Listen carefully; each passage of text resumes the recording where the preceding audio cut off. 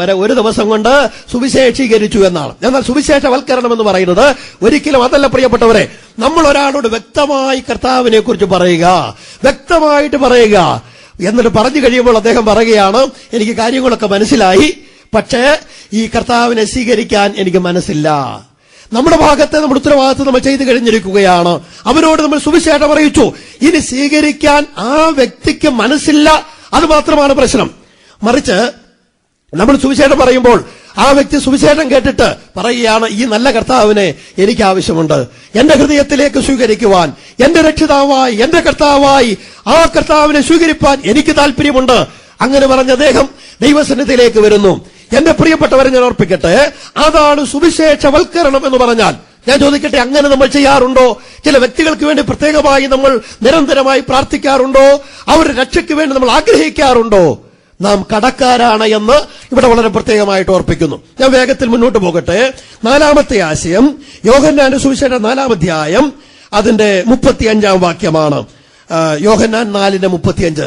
ഇത് ഒരു നിർണായക കാലഘട്ടമാണ് എന്നുള്ളതാണ് ഇവിടെ പറയുവാൻ ആഗ്രഹിക്കുന്നത്. ഇതൊരു നിർണായക കാലഘട്ടമാണ്. കർത്താവ് പറഞ്ഞു, ഇപ്പോൾ തന്നെ തല ഉയർത്തി നോക്കിയാൽ കൊയ്ത്തിന് വെളുത്തു കിടക്കുന്ന പാടങ്ങൾ കാണുവാൻ കഴിയും. കൊയ്ത്തിന് ചില മാസങ്ങൾ നമ്മുടെ മുമ്പിലുണ്ട്, പക്ഷേ കൊയ്യാൻ എല്ലാം പാകമായിട്ട് കിടക്കുകയാണ്. ഇപ്പോൾ തന്നെ കൊയ്യുവാൻ നല്ല സമയമാണ്. പ്രിയപ്പെട്ടവരെ, കത്തിയെടുക്കേണ്ടുന്ന സമയം ഇതാണ്, വെളിയിലേക്ക് ഇറങ്ങേണ്ടുന്ന സമയം ഇതാണ്. ഈ സമയം കഴിഞ്ഞാൽ ഇതൊക്കെ നഷ്ടപ്പെട്ടു പോകും എന്നാണ് ഇവിടെ ഓർപ്പിക്കുന്നത്. ദൈവം നമ്മെ സഹായിക്കട്ടെ. ഇത് കൊയ്ത്തിന്റെ കാലഘട്ടമാണ്. ഇതൊരു നിർണായകമായ സമയമാണ്.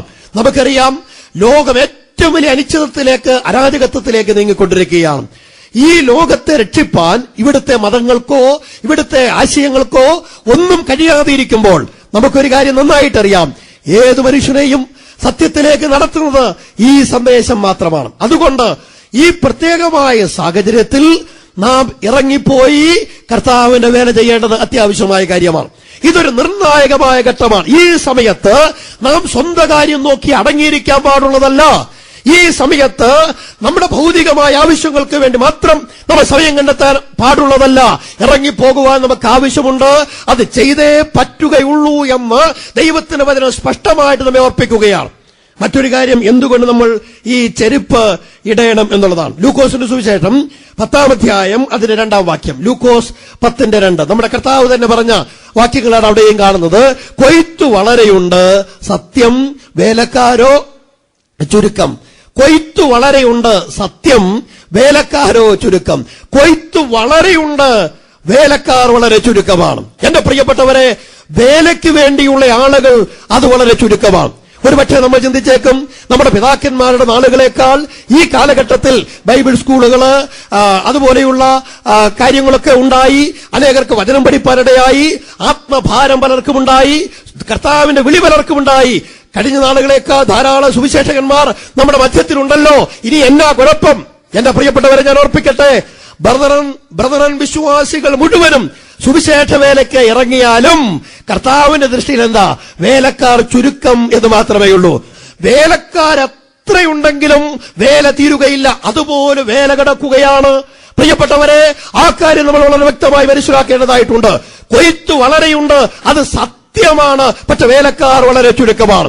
എന്റെ പ്രിയപ്പെട്ടവരെ, ആ വേലക്കാർ ചുരുക്കമുള്ള ഈ നാളുകളിൽ നമ്മൾ അനാസ്ഥരായിരിക്കാൻ ഒരു കാരണവശാലും പാടുള്ളതല്ല. എന്റെ ചെറുപ്പകാലത്ത് ചെറിയാൻ സാർ ഇതിനെക്കുറിച്ച് ഈ വാക്യം ഒരു രസകരമായ നിലയിൽ വായിച്ചത് ഇപ്പോഴും ഞാൻ ഓർക്കുന്നുണ്ട്. അദ്ദേഹം വായിച്ചത്, കൊയ്ത്തു വളരെയുണ്ട്, സത്യം വേലക്കാർ വളരെ ചുരുക്കമാണ്.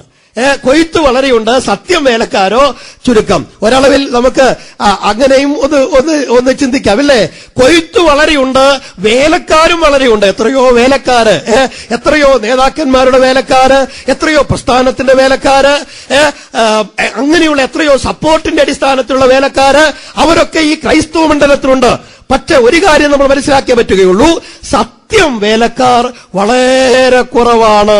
സത്യമായ വേലക്കാർ, യഥാർത്ഥ സുവിശേഷം അറിയിക്കുന്ന വേലക്കാർ, ആത്മഭാരത്തോട് കർത്താവിന്റെ വേല ചെയ്യുന്ന വേലക്കാർ, ആത്മാക്കളെ കുറിച്ചുള്ള എരിവോടെ സുവിശേഷ രണാങ്കണത്തിലേക്ക് ഇറക്കുന്ന വേലക്കാർ, അവർ വളരെ കുറവാണ്.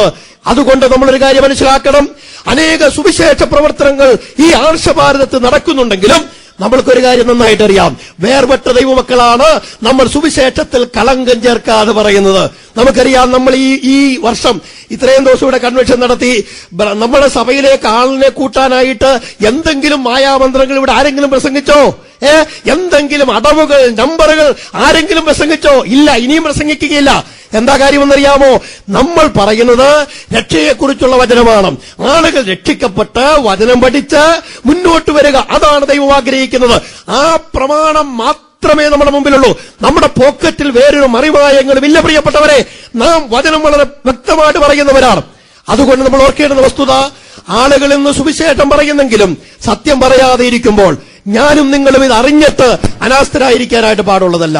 ഈ കാര്യത്തിൽ അലസത കാണിക്കാനായിട്ട് നമുക്ക് അനുവാദമില്ല എന്ന് വളരെ പ്രത്യേകമായിട്ട് ഓർപ്പിച്ചുകൊള്ളട്ടെ. ഒരു വാക്യം കൂടി അതുള്ള ബന്ധത്തിൽ വായിക്കുന്നു. എന്തുകൊണ്ട് നാം ഈ ചെരുപ്പിടണം? യെഹെസ്കേലിന്റെ പ്രവചനം 3-ാം അധ്യായം അതിന്റെ 18-ാം വാക്യം. യെഹെസ്കേൽ പ്രവചനം 3-ാം അധ്യായം അതിന്റെ 18-ാം വാക്യം. അവിടുത്തെ ആശയം ഞാൻ അങ്ങ് പറയാം. ദൈവം പറയുന്നു, ഇസ്രായേലിനോട് ദൈവം പറയുന്നു, നീ മരിക്കുമെന്ന് ദുഷ്ടനോട് പറയുമ്പോൾ നീ അവനെ ആ വാക്ക് ഓർപ്പിച്ചുണർത്തിയില്ലെങ്കിൽ അവൻ തന്റെ അകൃത്യത്തിൽ മരിക്കും, അവന്റെ രക്തമോ ഞാൻ നിന്നോട് ചോദിക്കും. അവിടെ വരുന്ന ഒരു സുവിശേഷ ആശയം പറഞ്ഞ് ഞാൻ പോകുവാനായിട്ട് ആഗ്രഹിക്കുകയാണ്. ദൈവം ദുഷ്ടനോട് പറയുകയാണ്, ദുഷ്ടാ, നീ നിന്റെ അകൃത്യത്തിൽ മരിക്കും. ആ വസ്തുത നമ്മൾ അവനെ ഓർപ്പിച്ചുണർത്തണം. ഈ ദുഷ്ടനോട് ദൈവം പറയുന്നു, നീ നിന്റെ അകൃത്യത്തിൽ, നിന്റെ പാപത്തിൽ മരിക്കും എന്ന് പറഞ്ഞാൽ, നമുക്കറിയാം, പാപത്തിൽ ഒരാൾ മരിക്കുക എന്ന് പറഞ്ഞാൽ അതേറെ സങ്കടകരമായ മരണമാണ്. ലോകത്തിൽ പല മരണങ്ങളും നമ്മൾ കേൾക്കുമ്പോൾ ഇതൊരു സങ്കടകരമായ മരണമായി പോയി എന്ന് നമ്മൾ പറയാറുണ്ട്. പക്ഷെ പ്രിയപ്പെട്ടവരെ, ഏറ്റവും ഭയാനകമായ മരണം എന്ന് പറയുന്നത് ഒരുവൻ തന്റെ പാപത്തിൽ മരിക്കുന്നതാണ്. അർത്ഥാൽ രക്ഷിക്കപ്പെടാത്ത ഒരുവന്റെ മരണമാണ് ഏറ്റവും ഭയാനകമായ മരണം. ദുഷ്ടനോട് ദൈവം പറയുന്നു, നീ നിന്റെ പാപത്തിൽ മരിക്കും. എങ്ങനെയാ ദുഷ്ടൻ അറിയുന്നത്? അവർ വിചാരിക്കുന്നു ഇങ്ങനെയൊക്കെ ചെയ്തങ്ങ് പോയാൽ എല്ലാം ഓക്കെയാണ്, ഒരു പ്രശ്നവും ഇല്ല, ഇത് ഞങ്ങൾ പോകുന്നതാണ് ശരിയായിട്ടുള്ള വഴി, മതനേതാക്കന്മാരും അവരെ അത് പഠിപ്പിക്കുകയാണ്. പക്ഷെ അവൻ എങ്ങനെ അറിയും ഞാൻ ഈ പോക്ക് പോയാൽ മരണത്തിലേക്കാണ് പോകുന്നത് എന്ന്? എന്റെ പ്രിയപ്പെട്ടവരെ, ഇതിൽ അക്ഷരമായി കിട്ടിയിരിക്കുന്ന കാര്യം നാം ഇത് കൺവേർട്ട് ചെയ്യണം, ശബ്ദമാക്കി മാറ്റണം. കാഹളം പോലെ നമ്മുടെ ശബ്ദമുയർത്തണം. മറ്റുള്ളവരുടെ അടുക്കിലേക്ക് നാം ഇറങ്ങിച്ചെല്ലണം. ഈ സത്വർത്തമാനം നമ്മൾ അവരോട് പറയണം. നീ നിന്റെ പാപത്തിൽ മരിക്കുമെന്ന് പറയണം. ദുഷ്ട, നീ നിന്റെ അകൃത്യത്തിൽ മരിക്കും എന്ന് പറഞ്ഞ അവരെ ദുഷ്ട എന്ന് വിളിച്ചുകൊണ്ട് ചെന്നാൽ ചിലപ്പം പറയാൻ പോകുന്നതിനേക്കാൾ പ്രയാസം ഉണ്ടായി വരും, അല്ലേ? അതുകൊണ്ട് സ്നേഹിത എന്ന് വിളിച്ചാലും മതി. നമുക്ക് കാര്യം അവതരിപ്പിക്കുകയാണല്ലോ ആവശ്യം. നിങ്ങൾ നിങ്ങളുടെ പാപത്തിൽ മരിക്കും എന്നുള്ള വസ്തുത നാം വളരെ സ്പഷ്ടമായിട്ട് അവരോട് പറയുവാൻ കടപ്പെട്ടവരാണ്. എന്തുകൊണ്ട് നാം ഈ ചെരുപ്പിടണം? നാം ചില കാര്യങ്ങൾ കണ്ടു. ഒന്ന്, വേറെ ഒരു രക്ഷാമാർഗവുമില്ല. മാത്രമല്ല, ഇത് രക്ഷിക്കപ്പെട്ടവരുടെ ഉത്തരവാദിത്തമാണ്. രക്ഷിക്കപ്പെട്ടവർ കടക്കാരാണ്. ഇതൊരു നിർണായക കാലഘട്ടമാണ്. കൊയ്ത്തു വളരെയുണ്ട്, സത്യം വേലക്കാർ വളരെ ചുരുക്കമാണ്. മാത്രമല്ല, ഇവിടെ നമ്മൾ കാണുന്നു, നാം കുറ്റക്കാരായിത്തീരും. നാം ഈ വസ്തുത അവരോട് പറഞ്ഞില്ലെങ്കിൽ നാം കുറ്റക്കാരായിത്തീരും എന്നുള്ളതാണ്. അവന്റെ രക്തമോ ഞാൻ നിന്നോട് ചോദിക്കും എന്നാണ് പറയുന്നത്. ഞാൻ നിന്നോട് ചോദിക്കും എന്നാണ് പറയുന്നത്. പ്രിയപ്പെട്ടവരെ, നാം എന്നും കാണുന്ന എത്രയോ ആളുകളുണ്ടല്ലേ? വളരെ ക്ലോസ് ആയിട്ട് ഇടപെടുന്ന എത്രയോ ആളുകളുണ്ട്. വളരെ സൗഹൃദപരമായി ഇടപെടുന്ന എത്രയോ ആളുകളുണ്ട്. എന്നും വർത്തമാനം പറയുന്ന എത്രയോ ആളുകളുണ്ട്. അവരെ നമ്മുടെ മനോമുഖരത്തിലേക്കൊന്ന് കൊണ്ടുവരാം. അവരിൽ എത്ര പേരോട് നാം സുവിശേഷം കൃത്യമായിട്ട് പറഞ്ഞിട്ടുണ്ട്? ആ കാര്യം പറഞ്ഞില്ലെങ്കിൽ അവൻ തന്റെ പാപത്തിൽ മരിക്കും, അവന്റെ രക്തം ഞാൻ നിന്നോട് ചോദിക്കുമെന്നാണ് പറയുന്നത്. പ്രിയപ്പെട്ടവരെ, അവർ നരകത്തിലേക്ക് പോയാൽ അതിന്റെ കണക്ക് നമ്മൾ പറയേണ്ടി വരും. ദൈവം നമ്മെ അതിനാണ് അവരുമായിട്ടൊരു ബന്ധം നൽകിയിരിക്കുന്നത്. അത് നമ്മൾ വിനിയോഗിച്ചില്ലെങ്കിൽ ദൈവസന്നിധിയിൽ കുറ്റക്കാരായി തീരുമെന്ന് വചനം വളരെ വ്യക്തമായിട്ട് നമ്മെ ഓർപ്പിക്കുകയാണ്. അടുത്ത വാക്യത്തിൽ പറയുന്നു, നാം ഇത് പറഞ്ഞാൽ ഉത്തരവാദിത്വം മുഴുവൻ അവനിലേക്ക് ഇതിലേ, നമുക്ക് പിന്നെ പ്രശ്നമില്ല. നാം ഇത് അറിയിച്ചു, അവൻ അവഗണിച്ചാൽ അതിന്റെ കണക്ക് അവൻ പറഞ്ഞുകൊള്ളും എന്നാണ് അതിന്റെ അർത്ഥം. ചെരുപ്പ് ഊരിപ്പോകാതെ വണ്ണം നിന്റെ കാൽ സൂക്ഷിക്കണം. നമ്മുടെ കാലില് ഈ ചെരുപ്പ് നമ്മൾ ഇടേണ്ടത് അത്യാവശ്യമായ കാര്യമാണ്. നമുക്കറിയാം, ദൈവം ഈ ചെരുപ്പ് കാലിൽ ഉറച്ചു കിടക്കാനായിട്ട് അത്ര സേഫായിട്ടുള്ള ഒരു ചെരുപ്പാണ് നമുക്ക് തരുന്നത്. പക്ഷെ പല ആളുകളും ഈ ചെരുപ്പ് ശ്രദ്ധയോടുകൂടി ഇടുകയില്ല. അതാണ് സങ്കടകരമായ ഒരു കാര്യം. നമുക്കറിയാം, ഈ പുറകില് പൂട്ടൊക്കെയുള്ള ചെരുപ്പ് പലരും ഉപയോഗിക്കുന്നുണ്ട്. എന്നാൽ നിങ്ങൾ കണ്ടിട്ടുണ്ടോ, ചില ആളുകളൊന്നും ഈ പുറകിലത്തെ ആ പൂട്ട് അത് ഇടുകയില്ല. അതിന്റെ പുറത്തുകൂടി ചവിട്ടി അവര് അങ്ങനെ അങ്ങ് നടന്നു പോകും. അത് ഒരു ബസ്സിൽ കയറുമ്പോഴോ അല്ലെങ്കിൽ തിരക്കിനിടയിൽ പോകുമ്പോഴോ അല്ലെങ്കിൽ ഒന്ന് ഓടുമ്പോഴോ ഒക്കെ ആ ചെരുപ്പ് പലപ്പോഴും അങ്ങ് പോകാറുള്ളത് നമുക്കറിയാം. ദൈവം നമുക്ക് ഈ ചെരുപ്പ് കാലിലിടാനായിട്ട് വളരെ കൃത്യതയോടുകൂടി തന്നതാണ്. പക്ഷെ പല ആളുകളും ഉണ്ടല്ലോ, ഇതിന് വലിയ ഗൗരവം കൊടുക്കുകയില്ല. ആ പൂട്ടിട്ടില്ലെങ്കിൽ എന്നാ കുഴപ്പം, ഇപ്പൊ ഞാനൊരു ട്രാക്ട് കൊടുത്തില്ലെങ്കിൽ, സുവിശേഷം പറഞ്ഞില്ലെങ്കിൽ എന്നാ കുഴപ്പം. മറ്റ് ബദ്ധപ്പാടുകളിലേക്ക് ഓടിച്ചാടി പോകുമ്പോൾ ഈ ചെരുപ്പങ്ങൂരി പോകുകയാണ്. ഇതിന് പിന്നെ സമയമില്ലാതിരിക്കുകയാണ്, സമയം മുഴുവനും മറ്റതിനു വേണ്ടി ചെലവഴിക്കുകയാണ്. അരുത് പ്രിയപ്പെട്ടവരെ, അരുത്. ഈ ചെരുപ്പ് നമ്മൾ ഇട്ടേ മതിയാവുകയുള്ളൂ. ഈ ചെരുപ്പ് നമ്മുടെ കാലിലിടുമ്പോഴാണ് കർത്താവിന് നമ്മിൽ വലിയ സന്തോഷം ഉണ്ടാകുന്നത്. കർത്താവ് നമ്മൾ വളരെ പ്രസാദിക്കുന്നത് അപ്പോഴാണ്. ഉത്തമഗീതങ്ങൾ 7-ാം അധ്യായം അതിന്റെ 2-ാം വാക്യം.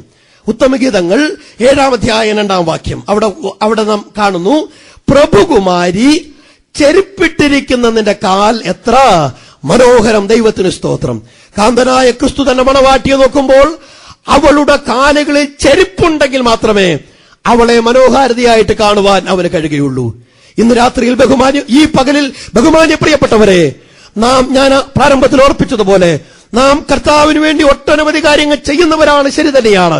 പക്ഷെ ഈ ചെരുപ്പ് നമ്മൾ ഇട്ടുകൊണ്ട് നമ്മുടെ നാടിന്റെ നെടുകയും കുറുകയും തലങ്ങും വിലങ്ങും നടന്നെങ്കിൽ മാത്രമേ നമ്മെ ആത്മീയ സൗന്ദര്യമുള്ളവരായി കർത്താവിനെ കാണുവാനായിട്ട് കഴിയുകയുള്ളൂ. അത് നമ്മൾ പ്രത്യേകമായിട്ട് ഓർക്കേണ്ടതായ ഒരു വസ്തുതയാണ്. യെശയ്യാ പ്രവചനം 52-ാം അധ്യായം 7-ാം വാക്യം അവിടെ ഇങ്ങനെയാണ് കാണുന്നത്, രക്ഷയെ പ്രഘോഷിക്കുകയും നന്മയെ സുവിശേഷിക്കുകയും സിയോനോട് നിന്റെ ദൈവം ജീവിക്കുകയും ചെയ്യുന്നു എന്ന് പറയുന്ന സുവാർത്താദൂതന്റെ കാൽ പർവ്വതങ്ങളിൽ എത്ര മനോഹരം. സുവാർത്താദൂതൻ, ആ സന്ദേശവാഹകൻ പർവ്വതങ്ങളിലൂടെ നടന്നു പോവുകയാണ്, മലമടക്കുകളിലൂടെ അദ്ദേഹം നടന്നു പോവുകയാണ്. പക്ഷേ ദൈവം പറയുന്നു, അല്ലയോ സുവാർത്താദൂത, നിന്റെ കാൽ മനോഹാരിതമായ കാലാണ്. നമുക്കറിയാം, ആ പർവ്വതമേടുകളിലൂടെ ആ നടന്നു നീങ്ങുന്ന ആ സുവാർത്താദൂതൻ, അദ്ദേഹത്തിന്റെ കാലുകളൊക്കെ മണ്ണും ചെളിയും പറ്റി വിരൂപമായിരിക്കാം. ഒരുപക്ഷെ കല്ലുകളിലും മുള്ളുകളിലും തട്ടി അത് അടർന്നിരിക്കാം, അത് ചോരയൊലിക്കുന്നുണ്ടാകാം.